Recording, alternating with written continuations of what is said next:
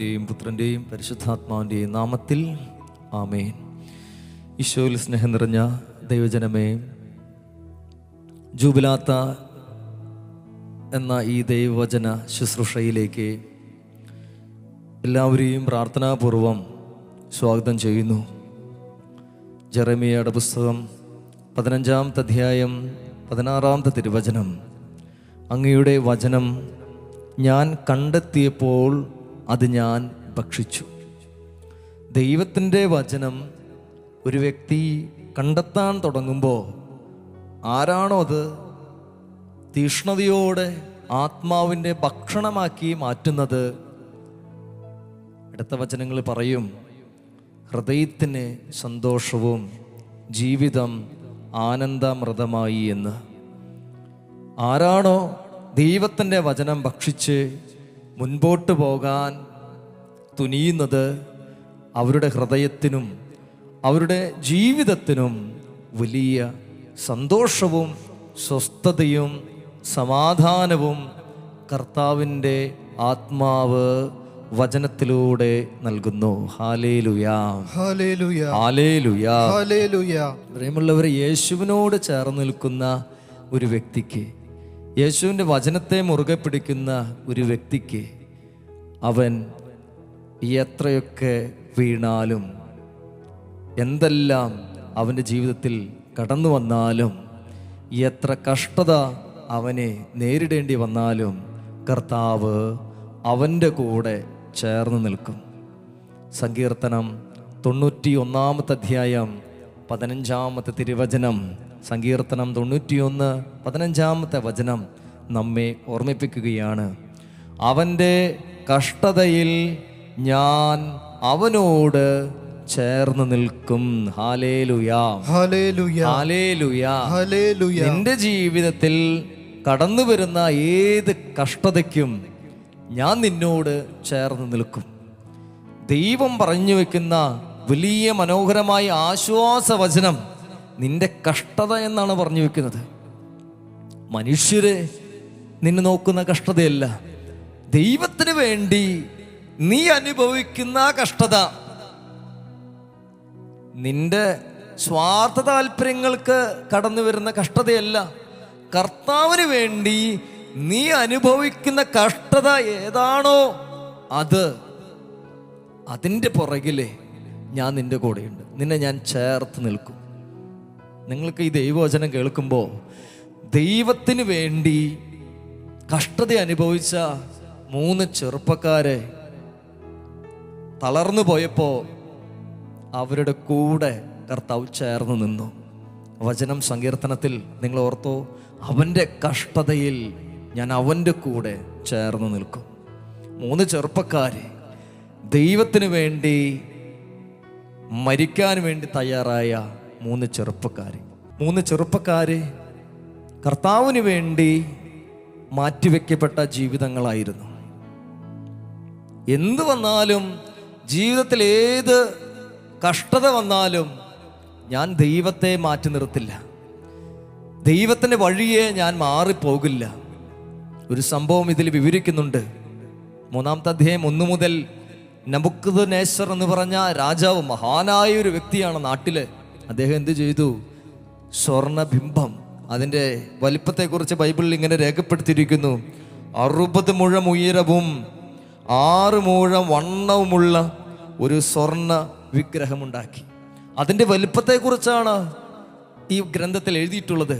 അത്ര വലിയ മനോഹരമായ ഒരു സ്വർണബിംബമുണ്ടാക്കി. അവിടെയുള്ള എല്ലാവരും അതിനെ ആരാധിക്കാൻ പോയവർക്ക് ചെറിയ സമ്മാനങ്ങൾ കിട്ടിയിട്ടുണ്ട്. ദൈവത്തെ മാറ്റി നിർത്തി ദൈവത്തെ പ്രാർത്ഥിക്കേണ്ട സമയത്ത് ഈ വിഗ്രഹത്തിന് വേണ്ടി സമയം ചെലവഴിക്കുകയും ഈ വിഗ്രഹത്തെ കാണാൻ വേണ്ടി ഓടിപ്പോവുകയും ഇതിനു വേണ്ടി കുടുംബത്തെയും ജീവിത പങ്കാളിയെയും മക്കളെയും കൈ പിടിച്ച് ദൈവത്തിൻ്റെ വഴിയിലേക്ക് പോകേണ്ട സമയം, അന്നേരം ആ ലക്ഷ്യത്തെ മാറ്റി വേറൊരു വഴിക്ക്, വേറൊരു കാര്യത്തിന് വേണ്ടി തിന്മയുടെ ശക്തിയെ പ്രാർത്ഥിക്കാൻ വേണ്ടി പോയവര് നിരവധി പേര്. ഇവരെ വിളിച്ചു, 3 പേരെ വിളിച്ചു, വാടാ നമുക്ക് പോകാം. പക്ഷെ ഈ 3 പേര് പറഞ്ഞു, ഒരു കാരണവശാലും എന്തെല്ലാം നിങ്ങൾ തരാന്ന് പറഞ്ഞാലും ഞങ്ങൾ ഈ സ്വർണബിംബത്തെ ആരാധിക്കില്ല. ഈ തിന്മയുടെ പുറകെ ഞങ്ങളില്ല. കാരണം എന്താ? ഞങ്ങളുടെ കൂടെ ഞങ്ങൾ വിശ്വസിക്കുന്ന സർവശക്തനായ ദൈവം എൻ്റെ കൂടെയുണ്ട്, ഞങ്ങളുടെ കൂടെയുണ്ട്. അത് കാരണം ഞങ്ങൾ ഈ പരിപാടിക്കില്ല. ഇവരെടുത്ത തീരുമാനം. പക്ഷേ കൂടെ നിൽക്കുന്നവർ എന്ത് ചെയ്തു? ഈ 3 പേരും എടുത്ത ശക്തിയുള്ള നന്മയുടെ തീരുമാനത്തെ കൂടെയുള്ള മറ്റു പലര് തിന്മയുടെ ശക്തിയുള്ളവർ എന്ത് ചെയ്തു? അവര് ഇവരുടെ 3 പേരുടെയും തീരുമാനത്തെ രാജാവിന്റെ സന്നിധിയിൽ പറഞ്ഞു, ഒറ്റിക്കൊടുത്തു. എന്തിനു വേണ്ടിയാണ്? ഈ 3 പേരെയും ഇല്ലാതാക്കാൻ വേണ്ടി. ദൈവത്തിന് വേണ്ടി നടക്കുന്ന ഈ 3 പേർക്ക് കഷ്ടത അനുഭവിക്കാൻ വേണ്ടി. ജനം മുഴുവനും ഇവർക്കെതിരായി. കാരണം ഇവരെ കഷ്ടത അനുഭവിക്കണം. എന്താ വചനത്തിൽ പറഞ്ഞത്? കർത്താവിന് വേണ്ടി കഷ്ടത അനുഭവിക്കുന്നവനെ ഞാൻ ചേർത്ത് നിർത്തും. എനിക്ക് വേണ്ടിയാണ് അവൻ കഷ്ടത അനുഭവിക്കുന്നത്. ഒരു കുടുംബം അൾത്താരിൽ നിന്ന് തുടങ്ങിയതാ. നിങ്ങൾ ദൈവത്തിന് വേണ്ടിയാണ് ആ കുടുംബത്തെ മുൻപോട്ട് പോകുന്നത്. അതിൽ വരുന്ന കഷ്ടത ദൈവം നിങ്ങളുടെ കൂടെ ചേർന്ന് നിൽക്കും. നിങ്ങളൊരു രോഗിയെ പരിചരിക്കുമ്പോൾ നിങ്ങളുടെ ജീവിതത്തിൽ ഒരുപാട് ബുദ്ധിമുട്ടുകൾ ഉണ്ടാകാം. നീ അനുഭവിക്കുന്ന കഷ്ടത, ജീവിത പങ്കാളി കിടപ്പാണ്, വർഷങ്ങളായി ഇത് തളർന്നു കിടക്കുന്ന ജീവിത പങ്കാളിയെ ദൈവമേ എൻ്റെ കഷ്ടതയാണ്, ദൈവം നിന്റെ കൂടെ ചേർന്ന് നിൽക്കും. ബുദ്ധിമാന്യം സംഭവിച്ച ഒരു കുഞ്ഞ് പ്രാർത്ഥിച്ചു, ഒരുപാട് വർഷങ്ങൾ പ്രാർത്ഥിച്ച ഒരു കുടുംബം ഓർക്കുന്നു. പറഞ്ഞത് ഇങ്ങനെയാണ് അവരെ, അമ്മയും അപ്പനും പറഞ്ഞത്, എത്രയോ പ്രാർത്ഥിച്ചു ഞങ്ങൾ ഒരു കുഞ്ഞിന് വേണ്ടി, ദൈവം കൊടുത്തു. ജീവിതകാലം മുഴുവനും എഴുന്നേൽക്കാൻ പറ്റാത്ത വിധത്തിലുള്ള രോഗാവസ്ഥയിൽ ബുദ്ധിമാന്യം സംഭവിച്ച ഒരു കുഞ്ഞിനെ ദൈവം കൊടുത്തു. വേറെ ഒരു കുഞ്ഞുങ്ങളും ഇല്ല അവർക്ക്. അമ്മയും അപ്പനും പറയാണ്, ഒരു കുഞ്ഞിന് വേണ്ടി പ്രാർത്ഥിച്ചപ്പോൾ ദൈവം ഞങ്ങൾക്ക് തന്നത് ഈ ഒരു കുഞ്ഞിനെയാണ്. കഷ്ടതയാണ് അവരുടെ ജീവിതത്തിൽ. പക്ഷേ ആ കഷ്ടതയുടെ കൂടെ ദൈവം ചേർന്ന് നിന്നപ്പോ അവർക്ക് സ്വർഗം തുറന്നു കൊടുത്തു. ഹല്ലേലൂയാ, ഹല്ലേലൂയ, ഹല്ലേലൂയ, ഹല്ലേലൂയ. പ്രിയമുള്ളവരെ, ഈ 3 ചെറുപ്പക്കാരുടെ ജീവിതത്തിലേക്ക് ഒന്ന് കയറുകയാണ്. എന്തെല്ലാം സാധ്യതകൾ മുൻപിലുണ്ട്, അതൊന്നും അവര് സ്വീകരിക്കാതെ ദൈവത്തെ വിളിക്കാൻ തുടങ്ങി. അപ്പോൾ രാജസദസ്സിലെ എല്ലാവരും ചേർന്ന് പറഞ്ഞു, ഇവരെ കൂട്ടത്തോടെ ചേരുന്നില്ല. ഇതാണ് ഇവരുടെ പ്രശ്നം. കൂട്ടമായ തിന്മയോട് ചേരാതെ ആരെങ്കിലും ഉണ്ടെങ്കിൽ അവരെ മാറ്റി നിർത്തിയില്ലേ? മാറ്റി നിർത്തിയപ്പോ എന്ത് സംഭവിച്ചു? അങ്ങനെയുള്ളവർക്ക് ശിക്ഷ എന്താണ് ഗ്രന്ഥത്തിൽ പറഞ്ഞിട്ടുള്ളത്? അങ്ങനെ ഈ ആരാധിക്കാത്തവരെ, മദ്യം കഴിക്കുന്ന ഒരു കൂട്ടത്തിൽ നിന്ന് ഒരുത്തൻ മാറി നിൽക്കുമ്പോൾ അവനെ ഒറ്റപ്പെടുത്തുന്നു. അപ്പൊ എന്തു പറയും? ഇവരെല്ലാവരും ചേർന്ന് പറയും, ഇവൻ ശരിയല്ല. ഇവനെതിരെ പരാതിയുമായിട്ട് ചെല്ലുന്നു, അവനെ ഒറ്റപ്പെടുത്തി മാറ്റി നിർത്തുന്നു. അപ്പോൾ ഈ ശദ്രോക്കും ഈ മെഷോക്കും അബേദ്നെഗോയും തീരുമാനത്തിൽ നിന്ന് മാറാൻ സമ്മതിച്ചില്ല. രാജാവ് പറഞ്ഞു, ഇവരെ എരിയുന്ന തീകുണ്ടത്തിലേക്ക് എറിയപ്പെടണം. ഇതാണ് രാജകൽപ്പന. അതിനെ 3 ചെറുപ്പക്കാരെയും വിളിച്ച് രാജാവിന്റെ മുൻപിൽ കൊണ്ടുവന്നപ്പോൾ അവരോട് ചോദിച്ചു, നിങ്ങൾ തിന്മ ചെയ്യാൻ തയ്യാറാണോ? അതാണ് എൻ്റെ അർത്ഥം. സ്വർണബിംബത്തെ ആരാധിക്കുകയല്ല, നിങ്ങൾ തിന്മ ചെയ്യാൻ തയ്യാറാണോ? പറഞ്ഞ മറുപടി പ്രകാരമാണ്, നീ എന്ത് തന്നാലും ശരി, ഞങ്ങൾ അതിന് തയ്യാറല്ല. വചനം വായിച്ചു തരാം. രാജാവേ, ഞങ്ങൾ സേവിക്കുന്ന ഞങ്ങളുടെ ദൈവം എരിയുന്ന തീച്ചൂളയിൽ നിന്ന് ഞങ്ങളെ രക്ഷിക്കാൻ കഴിവുള്ളവനാണ്. നീ ഞങ്ങളെ എറിയാൻ തയ്യാറായിട്ട് വന്നവനാണെന്ന് നിങ്ങൾക്കറിയാം. നിങ്ങൾ മരണത്തെ മുന്നിൽ കണ്ടാണ് വന്നിട്ടുള്ളത്. എന്നാൽ അതിൽ നിന്ന്, എരിയുന്ന തീച്ചൂളയിൽ നിന്ന് രക്ഷിക്കാൻ എൻ്റെ കർത്താവ് തയ്യാറുള്ളവനാണ്. Hallelujah, hallelujah, hallelujah. ഹല്ലേലൂയ. ഒരു കാര്യം കൂടിയും നീ അറിഞ്ഞുകൊള്ളുക. കൃത്യമായി വചനമാണ് അതിൽ എഴുതിയിട്ടുള്ളത്. ഒരു കാര്യം കൂടി നീ അറിയണം. എന്താ കാര്യം? വചനത്തിൽ ഇങ്ങനെയാണ് എഴുതിയിട്ടുള്ളത്, ഇക്കാര്യം രാജാവേ നീ അറിഞ്ഞുകൊള്ളുക, അവിടുന്ന് ഞങ്ങളെ മോചിപ്പിച്ചില്ലെങ്കിൽ പോലും ഞങ്ങൾ നിന്റെ ദൈവത്തെയോ നീ നിർമ്മിച്ച സ്വർണബിംബത്തെയോ ആരാധിക്കുകയില്ല. കാരണം സർവശക്തനായ ദൈവം ഒന്നേയുള്ളൂ. ആ ദൈവമാണ് എന്നെ സംരക്ഷിക്കുന്നത്. എന്നെ മോചിപ്പിച്ചില്ലെങ്കിൽ പോലും ഞാൻ ദൈവത്തെ വിട്ടുപോവില്ല. എൻ്റെ ജീവിതത്തിൽ രോഗമാണ് ഇപ്പോൾ ഞാൻ കടന്നു പോകുന്നതെങ്കിലും, എൻ്റെ ജീവിതത്തിൽ ഈ മാനസിക സംഘർഷമാണ് ഇപ്പോൾ ഞാൻ കടന്നു പോകുന്നതെങ്കിലും, ഇപ്പോൾ ഈ കടബാധ്യതയാൽ ജീവിതം മടുത്തു എന്ന് പറയുന്ന ഈ നിമിഷത്തിൽ പോലും ദൈവമേ, ഞാൻ നിന്നെ വിട്ടുപോവുകയില്ല. എൻ്റെ ജീവിതത്തിൽ എത്ര ഒരു മല പോലെയുള്ള പ്രശ്നത്തിന്റെ നടുവിലാണ് ഈ മുറിയുടെ ഉള്ളിൽ ഞാൻ പ്രാർത്ഥിക്കുന്നത്. ഇത് വലിയൊരു പ്രതിസന്ധി ഇന്ന് പരിഹരിക്കപ്പെടണം. എനിക്കൊരു വഴിയും കാണാനില്ല. എൻ്റെ കൂട്ടുകാരെ എന്നെ ഒറ്റപ്പെടുത്തി മാറ്റി നിർത്തി. എൻ്റെ ജീവിത പങ്കാളി എൻ്റെ കൂടെ ഇല്ല. എന്നെ ഇതാ പരാതി പറഞ്ഞ് കള്ളക്കേസ് കൊടുത്ത് ഇത് കോടതിയുടെ നടുവിൽ നിർത്തിയിരിക്കുന്നു. എന്തുമാത്രം പ്രശ്നങ്ങളിലൂടെയാ പ്രിയമുള്ളവരെ നിങ്ങളിപ്പോൾ കടന്നു പോകുന്നത്. നിങ്ങൾ മനസ്സിലാക്കിക്കൊള്ളുക, കർത്താവിനെ വിട്ട് പോകില്ല, യേശുവിനെ വിട്ട് പോകില്ല. ദൃഢപ്രതിജ്ഞ എടുത്തു 3 ചെറുപ്പക്കാര്. എന്ത് സംഭവിച്ചു? എരിയുന്ന തീച്ചൂളയിലെ എറിഞ്ഞിട്ട് ഇനി നിങ്ങൾ വായിച്ച് മനസ്സിലാക്കേണ്ട വചനഭാഗം 3-ാമത്തെ അധ്യായം 24 മുതൽ.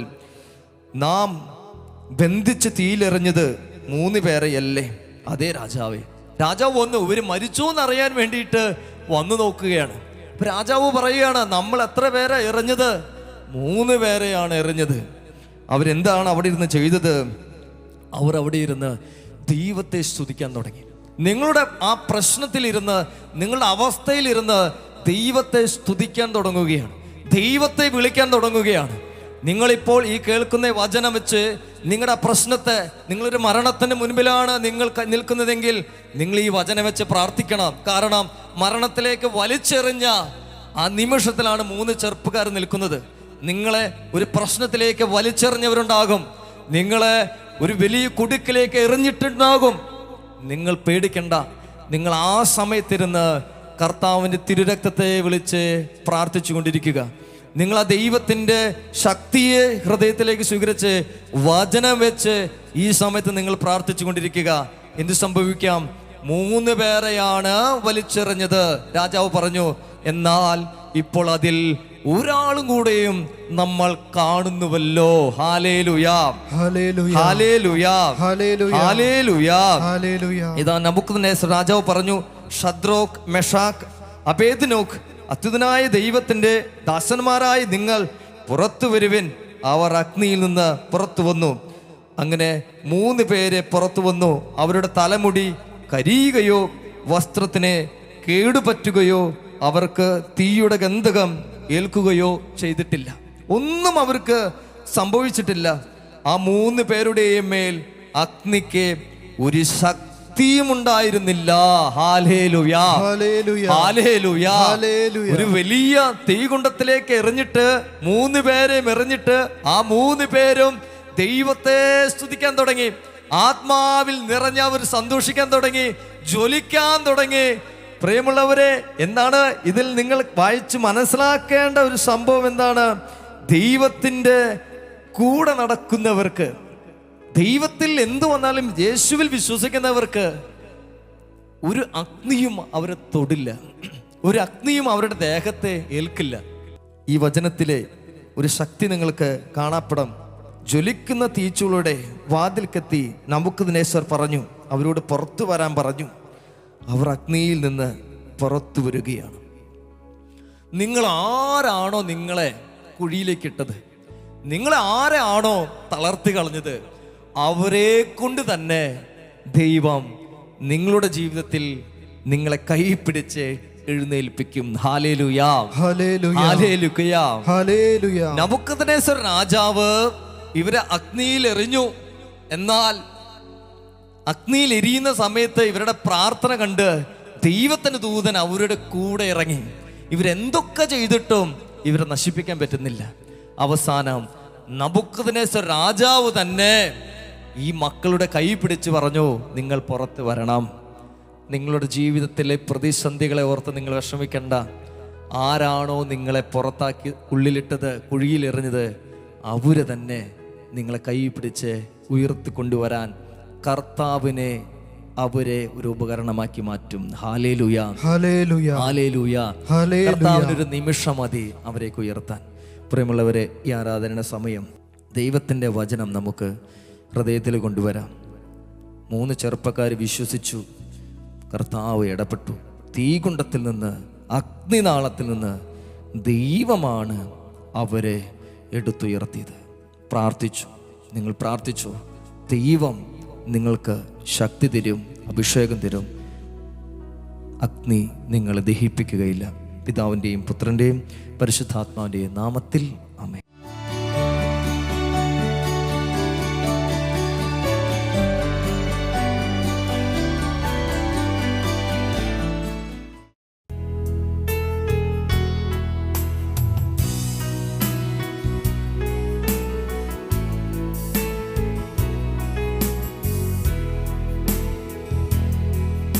എൻ ജീവനെ കാണും നീ വലിയതാണിരിക്ക്. എൻ ജീവനെ കാണും നീ വലിയതാണിരിക്ക്.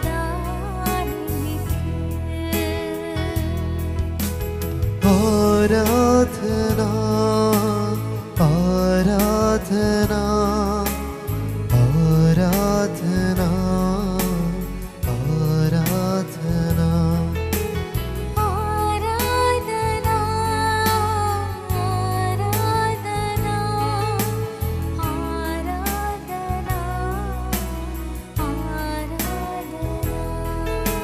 ആരാധന ആരാധന ആരാധന ആരാധന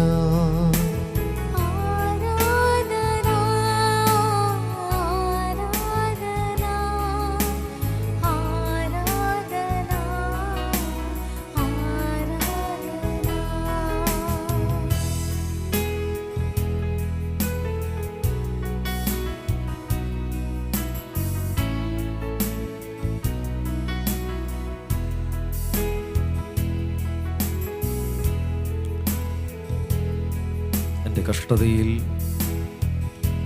അവൻ എന്നോട് ചേർന്ന് നിൽക്കുന്നു.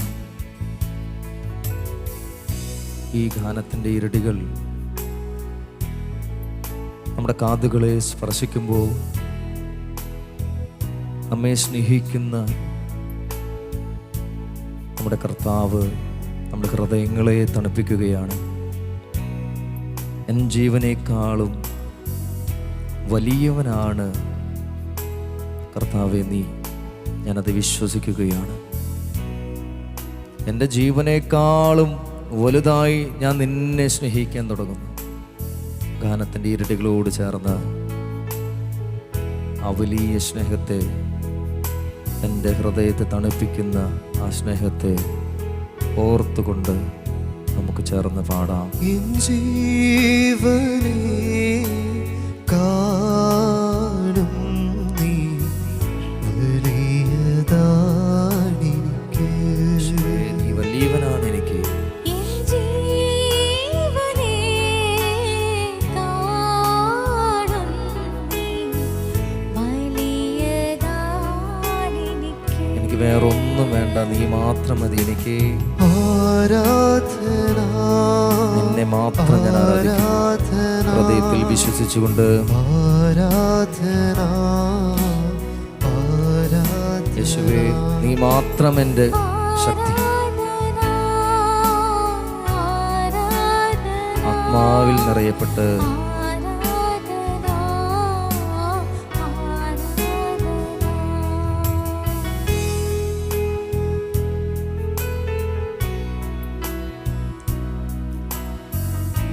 ഹൃദയപൂർവ്വം അടുത്ത വരികൾ ശ്രദ്ധിക്കുമ്പോൾ നമ്മെ തന്നെ മുൻപോട്ട് നയിക്കുന്ന ചില വാക്കുകളാണ് ആ വരികളിൽ നമ്മൾ കാണുക. ദൈവം നിങ്ങളെ തൊടാൻ, ഞങ്ങളുടെ ഹൃദയത്തെ സ്പർശിക്കാൻ കടന്നു വന്നിരിക്കുന്ന ഈ സമയം നന്ദി നിറഞ്ഞ ഹൃദയത്തോടെ അവൻ്റെ മുൻപിലായിരിക്കാം.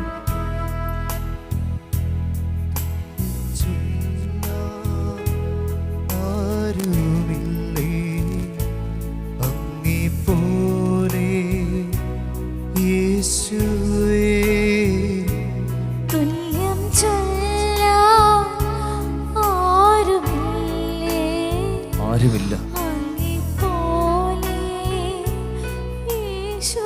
ഒരിക്കൽ കൂടി ചേർന്ന് പാടാം, തുല്യം ചൊല്ലാൻ. തുല്യം ചൊല്ലാൻ യേശുവേ, ആരുമില്ല, എനിക്ക് വേറെ ആരും ഇല്ല അങ്ങേപ്പോലെ അങ്ങേപോലെ. യേശുവേ. തുല്യം ചൊല്ലാൻ യേശുവേ, നീ മാത്രമേ ഉള്ളൂ. ആരുമില്ലേ, ആമേൻ. അങ്ങേപ്പോലെ യേശുവേ. യേശുവേ, ആരാധിക്കുന്നു. ജീവൻ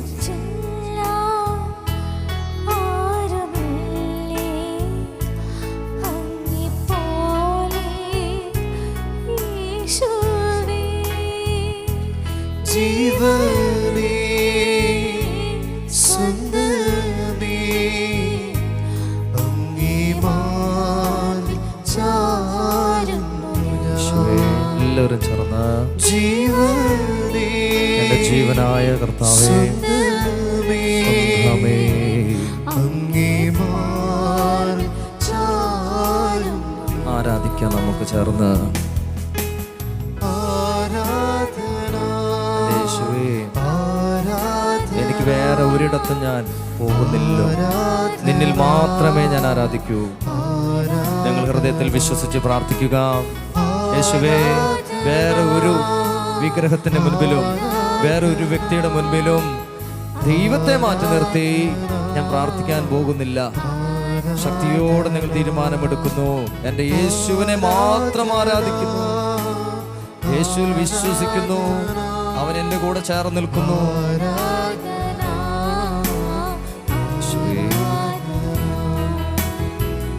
പരിശുദ്ധ പരമ ദിവ്യകാരുണ്യത്തിനെ എന്നേരവും ആരാധനയും സ്തുതിയും പുകഴ്ചയും ഉണ്ടായിരിക്കട്ടെ. പരിശുദ്ധ പരമ ദിവ്യകാരുണ്യത്തിനെ എന്നേരവും ആരാധനയും സ്തുതിയും പുകഴ്ചയും ഉണ്ടായിരിക്കട്ടെ. പരിശുദ്ധ പരമ ദിവ്യകാരുണ്യത്തിനെ എന്നേരവും ആരാധനയും സ്തുതിയും പുകഴ്ചയും ഉണ്ടായിരിക്കട്ടെ. സങ്കീർത്തനം 91 അധ്യായം 15 തിരുവചനം നമ്മെ ഓർമ്മിപ്പിക്കുന്നു, അവൻ്റെ കഷ്ടതയിൽ ഞാൻ അവനോട് ചേർന്ന് നിൽക്കും. ദൈവത്തിന് വേണ്ടി നിലകൊണ്ട ഒരു വ്യക്തി കർത്താവിന് വേണ്ടി വഴിയൊരുക്കിയപ്പോൾ അവൻ അനുഭവിച്ച കഷ്ടതയിൽ വചനം പറയുകയാണ്, ഞാൻ അവൻ്റെ കൂടെ ചേർന്ന് നിൽക്കും. അവൻ്റെ കൂടെ ആരുമില്ലെങ്കിലും ഞാൻ ചേർന്ന് നിൽക്കും. സ്നാപക യോഹന്നാൻ ഒരു പ്രവാചക ദൗത്യം ഏറ്റെടുത്ത് വന്നവനാണ്. അവൻ്റെ കൂടെ അവൻ്റെ കഷ്ടതയിൽ ഹെറോദോസ് രാജാവ് അവൻ്റെ തലവെട്ടി ഒരു തളികയിൽ ഒരു കുഞ്ഞ് ഡാൻസ് കളിച്ചപ്പോൾ പാരിതോഷികം വേണമെന്ന് പറഞ്ഞപ്പോൾ ഈ ഹെറോദോസ് ഒരു പ്രവാചകന്റെ ശിരസ് നൽകി. ആ മരണത്തിൻ്റെ മുൻപിലും ഈ സ്നാപക യോഹന്നാനെ ആരും കൂടെയുണ്ടായില്ല. അവനൊരു സത്യം പറഞ്ഞു.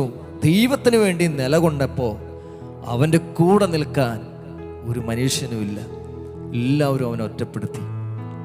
നിങ്ങൾ ഈ വചനം ചേർത്ത് വെച്ച് നോക്കുകയെ, അവൻ്റെ കഷ്ടതയിൽ ഞാൻ അവൻ്റെ കൂടെ നിൽക്കും. ദൈവത്തിന് വേണ്ടി ഇറങ്ങി പുറപ്പെട്ടവനാണ് അവൻ. നിങ്ങൾ ദൈവത്തിന് വേണ്ടി ഇറങ്ങി പുറപ്പെടുന്ന വ്യക്തികളാണെങ്കിൽ നിങ്ങൾ തല പോയാലും ജീവൻ പോകാനായിട്ട് ഇടവരുത്തുന്ന സാഹചര്യമുണ്ടായാലും വചനം പറയുകയാണ്, നിന്റെ കൂടെ ഞാൻ ചേർന്ന് നിൽക്കും. ഹല്ലേലൂയാ, ഹല്ലേലൂയ, ഹല്ലേലൂയാ, ഹല്ലേലൂയ. നമുക്കൊരു സംശയം വന്നേക്കാം, എൻ്റെ ജീവൻ പോയിട്ട് എൻ്റെ കൂടെ ചേർന്ന് നിന്നിട്ട് എന്ത് കാര്യമെന്ന്. അങ്ങനെയാണെങ്കിൽ സ്നാപക യോഹന്നാൻ എന്തിനു വേണ്ടി ചേർന്ന് നിന്നു? എന്തിനു വേണ്ടി ദൈവത്തിൻ്റെ കൂടെ നിന്നു? യേശു പീഡാസഹനത്തിന് സമയത്ത് എല്ലാം വിട്ടുകൊടുത്ത് ഒരു പ്രാർത്ഥന നടത്തിയിട്ടുണ്ട്. എൻ്റെ പിതാവേ, എൻ്റെ ദൈവമേ, എൻ്റെ ദൈവമേ, എന്തുകൊണ്ട് എന്നെ ഉപേക്ഷിച്ചു? സങ്കീർത്തനം 22:1. ആ ചോദ്യത്തിൻ്റെ പുറകിൽ ഒരു വലിയൊരു വേദനയുണ്ട്. ദൈവമേ, എന്നാലും എൻ്റെ ഹിതമല്ല നിന്റെ ഹിതം നിറവേറട്ടെ. ഹല്ലേലൂയാ, ഹല്ലേലൂയ. യെശയ്യാ പ്രവചനം 53 അധ്യായം 9 തിരുവചനം, അവൻ ക്ഷതമേൽക്കണമെന്നത് ദൈവത്തിൻ്റെ ഹിതമായിരുന്നു. ഞാനും നിങ്ങളും കർത്താവിൻ്റെ ഇഷ്ടത്തോട് ചേർന്ന് നിൽക്കാൻ തുടങ്ങുമ്പോൾ കഷ്ടത നമ്മിലേക്ക് വരും. എന്നാൽ നിങ്ങൾ ഓർക്കണം, കർത്താവ് നിനക്ക് വേണ്ടി ഒരു സ്വർഗ കവാടം തുറക്കാൻ പോകുന്നു. ശക്തിയോടെ ഹല്ലേലൂയ, ഹല്ലേലൂയ, ഹല്ലേലൂയ, ഹല്ലേലൂയ. ഇപ്പോൾ ഒരു ദിവ്യകാരുണ്യത്തിന് മുൻപിൽ ഇരുന്ന് നമ്മൾ ഈ സമയം വചനം വെച്ച് പ്രാർത്ഥിക്കുന്ന ഈ സമയത്ത് ഞാനും നിങ്ങളും ഓർക്കേണ്ട ഒരു ശക്തി ഇതാണ്. വിശ്വസിച്ച 3 ചെറുപ്പക്കാരെ കർത്താവിന് വേണ്ടി വില കൊടുത്താൻ തുടങ്ങിയപ്പോൾ, കർത്താവിന് വേണ്ടി വിശ്വസിച്ച് പ്രാർത്ഥിക്കാൻ തുടങ്ങിയപ്പോൾ 3 ചെറുപ്പക്കാരെയും എരിയുന്ന തീച്ചൂളയിലേക്ക് ഇട്ടു. അടുത്ത വചനത്തിൽ ഇങ്ങനെ പറയുന്നുണ്ട്, രാജാവ് ശക്തി കൂട്ടി തീയുടെ അതിലെ കീലും അതിൻ്റെ ഓയിലുകളും ആളി കത്തുന്ന രീതിയിൽ അഗ്നിയെ വലുതാക്കി. നിങ്ങളുടെ പ്രശ്നത്തെ വലുതാക്കാൻ എരുതിയിൽ എണ്ണ ഒഴിക്കുന്ന ചില മനുഷ്യരുണ്ട്. നിങ്ങളുടെ പ്രശ്നത്തെ എങ്ങനെ വലുതാക്കും. പക്ഷെ ഓർക്കണം, ദൈവത്തിൻ്റെ വചനം നിങ്ങൾക്ക് തരുന്നതാണ്. ആരൊക്കെ നിങ്ങളുടെ പ്രശ്നത്തെ വലുതാക്കിയാലും, ദിവ്യകാരുണ്യത്തിൽ ഒരു വ്യക്തി പ്രാർത്ഥിക്കാൻ തുടങ്ങുമ്പോൾ ആ പ്രശ്നത്തെ അഗ്നി ഒരു കാറ്റ് വന്ന് എടുത്തുകൊണ്ടുപോയി. അഗ്നിയെ ഒരു കാറ്റ് വന്ന് എടുത്തുകൊണ്ടുപോയപ്പോൾ അവരുടെ ശരീരത്തെയും ദേഹത്തെയും തൊടാൻ പറ്റിയില്ല. പ്രിയമുള്ളവർ, ആ കാറ്റാണ് ദിവ്യകാരുണ്യം. ഇന്ന് നിങ്ങൾ ഈ ആശീർവാദം സ്വീകരിക്കുമ്പോൾ യേശുവിൻ്റെ ആ ശക്തി നമ്മിലേക്ക് നിറയപ്പെടട്ടെ. കർത്താവിൻ്റെ അഭിഷേകം നമ്മിലേക്ക് ഇറങ്ങി വരട്ടെ. ആത്മാവിൻ്റെ ശക്തിയാൽ ജ്വലിക്കപ്പെടട്ടെ. ദൈവ കരുണയാൽ നിറയപ്പെടട്ടെ. നീ വലിയ തെറ്റിലും കുറവിലും പാപത്തിലും വീണുപോയൊരു വ്യക്തിയാണെങ്കിലും കർത്താവിൻ്റെ വചനത്തിന് അഭിഷേകത്തിൻ്റെ കരം നിന്റെ കൂടെ വ്യാപരിക്കട്ടെ. നിന്റെ കഷ്ടതയിൽ കർത്താവിൻ്റെ കരം നിന്റെ കൂടെ ചേർന്ന് നിൽക്കട്ടെ. സമുദ്രത്തിലൂടെ നീ കടന്നു പോയാലും നദിയിലൂടെ നീ പോയാലും കർത്താവ് നിന്നെ മുക്കിക്കളയില്ല. അഗ്നി നിന്നെ തൊടുകയില്ല. ജ്വാല നിന്നെ ദഹിപ്പിക്കുകയില്ല. ആ ശക്തിയുടെ കരത്തിൻ കീഴെ ഒരുമയോടെ താഴ്മയോടെ യേശുവിൻ്റെ ആശീർവാദം സ്വീകരിച്ച് നമുക്കൊന്ന് ചേർന്ന് പ്രാർത്ഥിക്കാം. ജീവനേ സുന്ദരമേ അങ്ങേ മാർവിൽ ചാരുന്നു ഞാൻ.